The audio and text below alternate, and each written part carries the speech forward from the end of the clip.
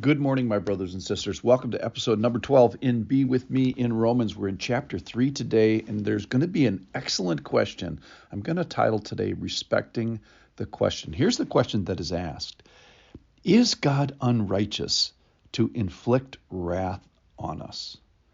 That is God unfair? Is God mean to punish sin?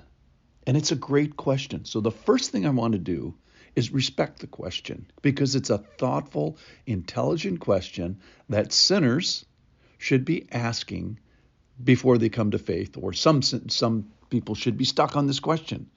And if you're stuck on this question and maybe making an accusation against God today, which is what the straw man that Paul is using here, that God is unrighteous, he's making a wrong conclusion with right data. The data is that God is inflicting wrath, that God is just and punishes certain things. And then they're making the wrong conclusions about God. Hey, here's the good news, is you have the opportunity to change your thinking, to ask this question, ponder this question at your leisure. God's even kind to allow you the leisure to consider it. Romans 2:4 says, that God's kindness is meant to lead you to repentance. So please consider it. Great job that you're considering this question. Here's where he starts.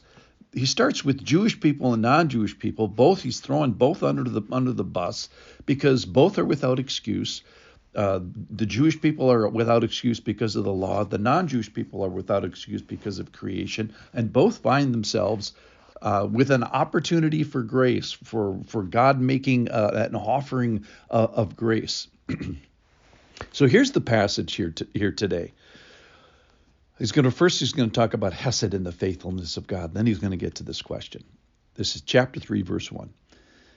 Then what advantage has the Jew, or what is the value of circumcision? Much in every way. To begin with, the Jews were entrusted with oracles of God.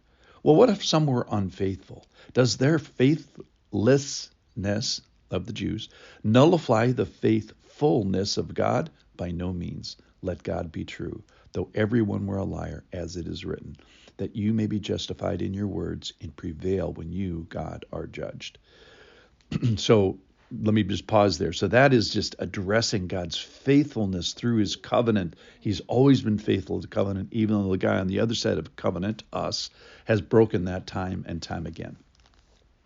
All right, so here's the big question for today, verse 5. But if our unfaithfulness serves to show the righteousness of God, what shall we say?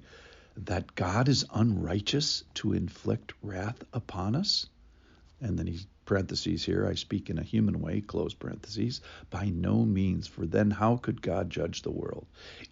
But if through my lie God's truth abounds to his glory, why am I still being condemned as a sinner? And why not do evil that good may come, as some people slanderously charge us with saying their condemnation is just? So here's the criticism. It boils down to saying, hey, I think that wrath, that God doing wrath is unrighteous. And I'm accusing God of being unrighteous. And it's the wrong conclusion. It's the wrong character of God. And it even forgets his offering of grace at the end of it by making a right observation, which is that God does inflict wrath, and then he make the wrong accusation. So the preamble here is that God is righteous in his judgments, and the unrighteous accusation is that God is unrighteous. God is unjust in this particular way.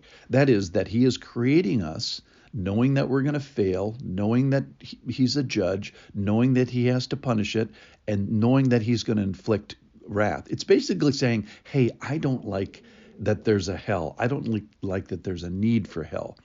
So I don't like that God's righteous wrath ends up with a punishment. And so I'm going to accuse God of being unjust. And I'm asking, is God's wrath an unrighteous wrath? And does it celebrate the failure of mankind by saying God is not good?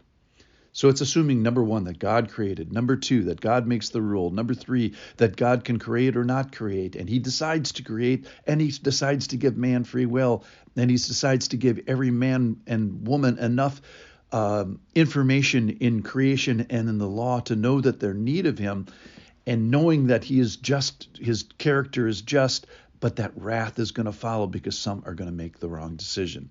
And it forgets the offering at the end of this.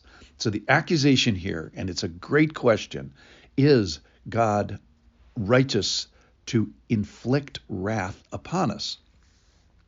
It's a saying, God is unjust to allow and to know that some human beings are going to fail, versus God is perfectly righteous to punish the unrighteousness of people. And the question is, foundationally, who is unrighteous? Is God unrighteous? Is he unrighteous by giving us free will, knowing that we're going to fail? Or is man unrighteous in his rebellion and in his wrong view of God?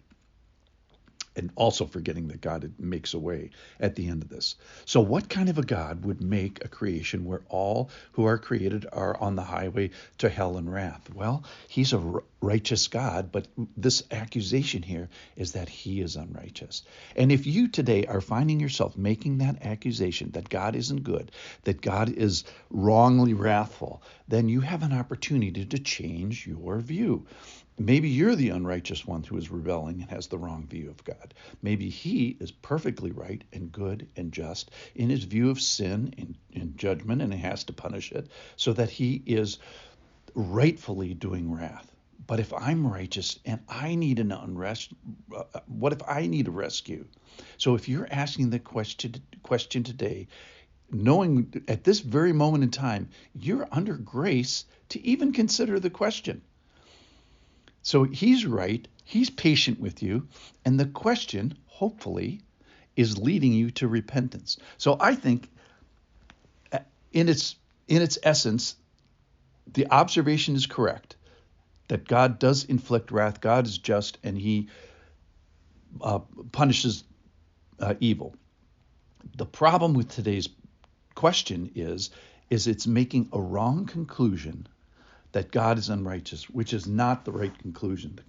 The right conclusion is God is just, comma, and I am unjust. And I'm glad if you're a person who is considering the question today, even so, I'm honoring your question. I'm respecting the person. Please stick around because Paul is asking the question and he's going to answer it. Thanks for listening. Thanks for considering the question. That God may be unrighteous. It's a crazy question, and we'll answer it as time goes on.